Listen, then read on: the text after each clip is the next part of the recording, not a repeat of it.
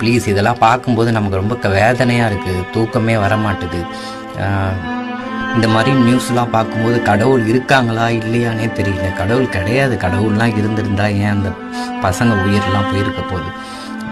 கடவுளே கிடையாது. கடவுள்லாம் இருந்திருந்தா இந்த மாதிரிலாம் எவ்வளோ சம்பவங்கள் வருது. டெய்லி நியூஸ்லாம் பார்க்கும்போது மனசு ரொம்ப கஷ்டமாக இருக்குது. அந்த பசங்களுக்காக நான் ரொம்ப ஆழ்ந்த இரங்கலை நான் தெரிவிக்கிறேன்.